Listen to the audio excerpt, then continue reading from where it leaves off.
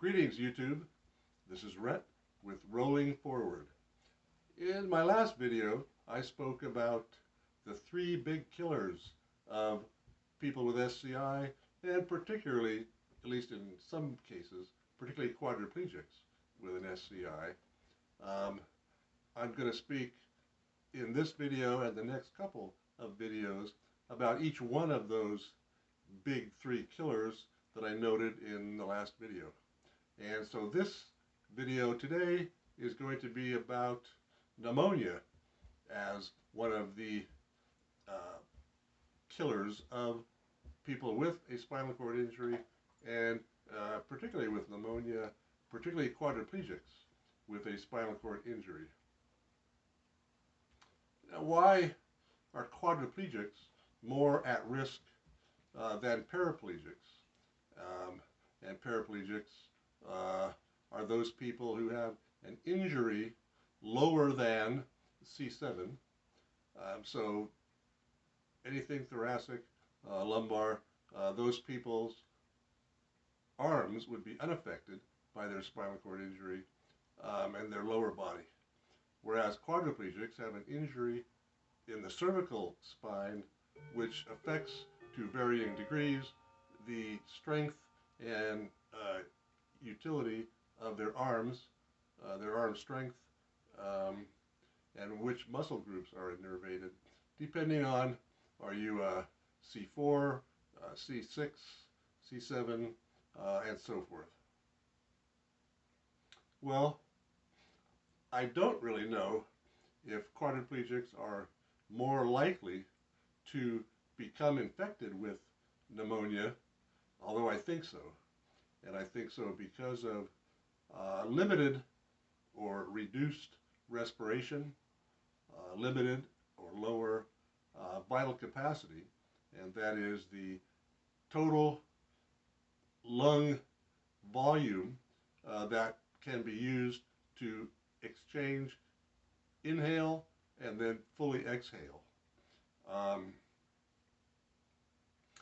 Depending on the particular lifestyle of a person with a spinal cord injury, I mean, some people spend a lot of time in bed and not so much time in a wheelchair.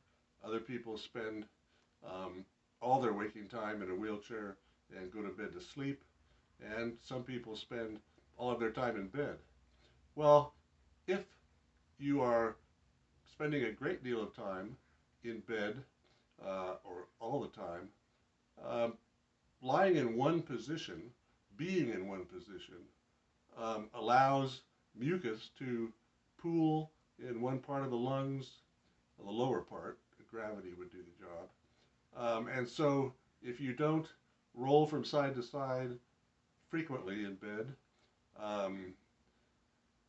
that pool of mucus is kind of an invitation to any kind of infection, but particularly obviously infections of the lung, and that may raise the likelihood. I don't know that, but some quads catch pneumonia, and that's true, and it has happened to me. I have been hospitalized twice with pneumonia. Both were somewhat serious and certainly uncomfortable and a little bit frightening for me. And so I argue don't get pneumonia, although that is not going to quite do it.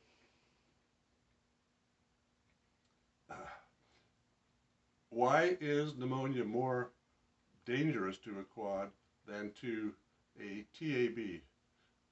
TAB is a temporarily able-bodied person, and that is all those people walking around the world today who are an accident away from becoming a person with a disability. You know, stuff happens, and stuff happens to you sometimes, like it did to me. But quads have a difficult time coughing vigorously, expelling air vigorously. A quadriplegic cannot yell as loud as a paraplegic or a walkie. Now, why is this? Well, when a person takes a deep breath, their lungs, I'm sorry, the muscles surrounding the lungs located in your chest and back, primarily your chest, when when a non-paralyzed person takes a deep breath, the muscles in the chest lift up the ribs and help expand the lungs to draw in more air. So quads cannot draw in as much air to start with.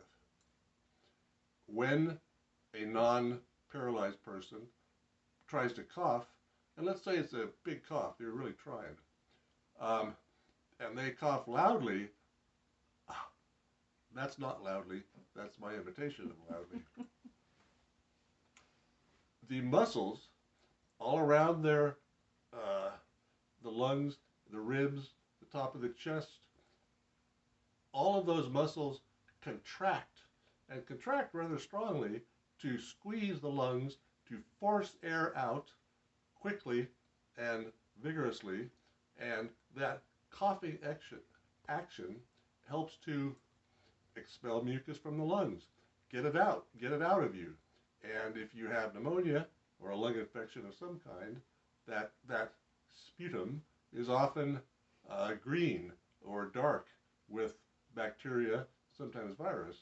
Well, quads cannot draw as much air in. When a quad tries to cough, the muscles all around my chest and upper chest cannot squeeze my lungs because they're paralyzed. It feels somewhat similar to try to cough as a quad as opposed to before I was a quad. But a vigorous cough from me is kind of like, that's not very vigorous. Likewise, my sneezes are, well, pretty wimpy. That's about what I can say. Enough to get a laugh out of my wife regularly. Still feels good, but if I sneeze, it becomes nothing more than and it's kind of wimpy, I agree. But this could kill you, man. Disease, pneumonia, kills plenty of TABs every year. Some of the bugs, the bacteria, and sometimes virus that infects your lungs and causes a diagnosis of pneumonia, some of them are becoming more resistant to antibiotics, and it'll kill you. There are ways to help a quadriplegic cough, and an attendant should always be trained in how to help you cough. And the way this is done is to, if you're lying in bed, have your attendant put their flat hands on the upper part of your stomach, kind of where your diaphragm would be, like right below the ribs, but up close to them. And when you, the quad, takes a deep breath and you begin to cough, your attendant or anyone can push rather violently downward into you and upward toward your lungs. And it sometimes looks like people are hurting me, but it can give a very big assist to me to cough with more vigor and thus expel more mucus. When it's timed right, it is a big help.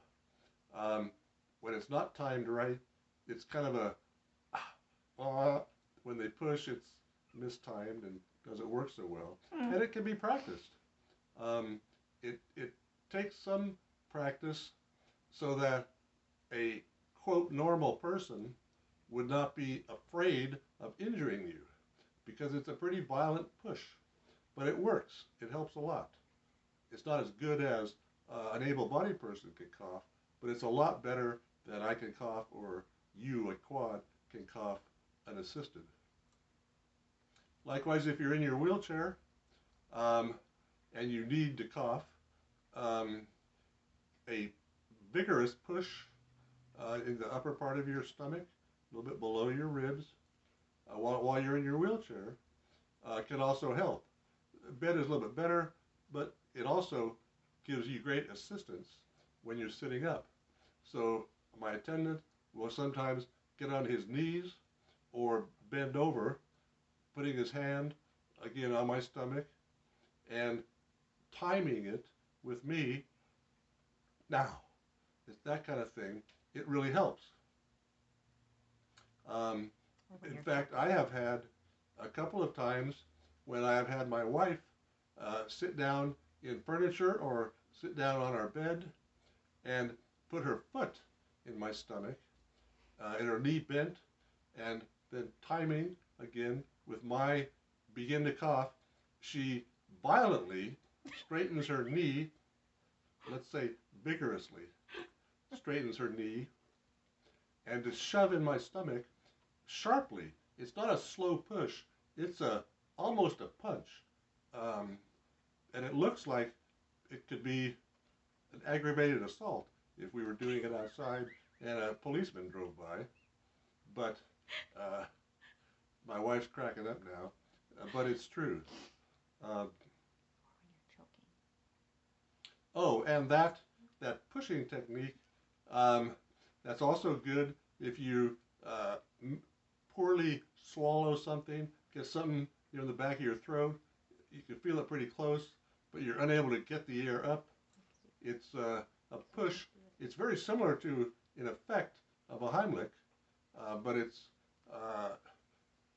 it's only on the front, typically. Um, well, what can you do to avoid getting pneumonia, which would be the ideal situation? You never get pneumonia. Well, drink a lot of water. For those of you who are quadriplegics, you probably spent some time, perhaps not enough time, but some time in a rehabilitation hospital setting. I suspect the people there were always on you, drink some water, drink more water, drink more water. Well, it's good for you. It's good for your urinary health. It's good for your general body health. And it keeps the mucus thinner in your lungs, so it can be moved around more easily, more fluid, less sticky. So drink a lot of water. Don't smoke. Smoking cigarettes is stupid for anyone, and take it from someone who smoked cigarettes for a long time. It's stupid. It smells, burns clothing. Don't smoke. It's not good for you. It's worse for a quad or a spinal cord injured person than it is for a walkie, because they can cough up that chronic chronic smoker's cough. And it's more healthy generally not to smoke. That's a stupid one. There are some drugs on the market now. Mucinex, for example, it makes mucus more slippery, more runny, and again help make it easier to expel that mucus. Use a spirometer regularly to exercise your lung and your breathing capacity. You want to keep your lung capacity as high as you can, given a chronic, long-term, and usually permanent injury. That can help when you have some congestion. It could be sometimes from a head cold, you can get some lung congestion. For most people, that just clears out with the cold. But for quads, that can clearly lead from a cold to pneumonia, and that's a bad situation. Stay in touch with your doctor. Ask questions, and then ask more questions. Look it up on Google. Just do a search on pneumonia and quadriplegics with SCI. There's a lot of information. You don't want to contract this disease, and you want to know how to help you cough. If you become hospitalized, the physical therapy staff should be well aware of how to help you cough. The respiratory therapist would be the group usually.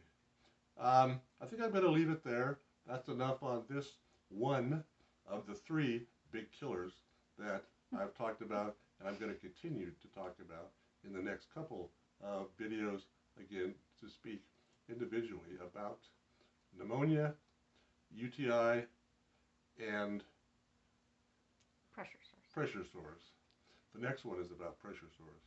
Okay, well, I'm going to stop here. I want to thank you all for watching. I want to ask you to click subscribe, make a comment, put it up, and I will try and respond in some way. If you have class questions, I will try to respond to those. If you have some other topics you would like to see me address, please put them in the comments below. And on that, ciao.